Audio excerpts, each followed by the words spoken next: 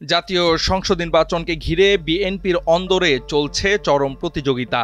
এক একটি আসনের জন্য মনোনয়ন প্রত্যাশী সংখ্যা ৮ থেকে ১০ জন।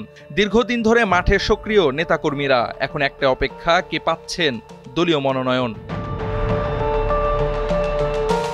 বৃহস্পতিবার রাজধানীর জিয়া উদ্যানে বিশ্ব ফার্মাসিস্ট দিবস উপলক্ষে আয়োজিত এক অনুষ্ঠানে বিএনপির স্থায়ী কমিটির সদস্য ডাক্তার AZM জাহিদ হোসেন বলেন, দেশের প্রতিটি আসনের জন্য বহু যোগ্য প্রার্থী রয়েছেন। মনোনয়ন প্রত্যাশী সংখ্যা নির্বাচনী আসনের তুলনায় প্রায় ১০ গুণ।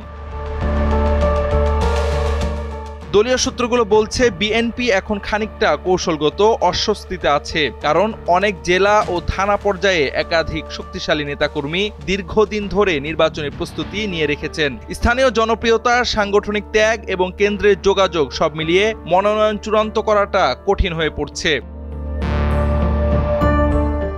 এই পরিস্থিতিতে একমাত্র ভরসা হিসেবে দেখা হচ্ছে বিএনপির ভারপ্রাপ্ত চেয়ারম্যান তারেক রহমানের সম্ভাব্য দেশে ফেরা।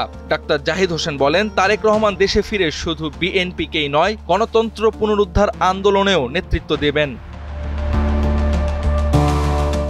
দলীয় সূত্রে জানা গেছে, এবার যিনি মনোনয়ন পাবেন তাকে দলীয় পদ ছাড়তে হবে, অর্থাৎ মনোনয়ন ও সাংগঠনিক দায়িত্ব একসঙ্গে থাকবে না। পাশাপাশি এবার মনোনয়ন মিললে আগামীতে ছাড়ের মানসিকতা রাখতে হবে। দলে ভারসাম্য রক্ষায় বিএনপির এটি নতুন কৌশল বলছেন বিশ্লেষকরা।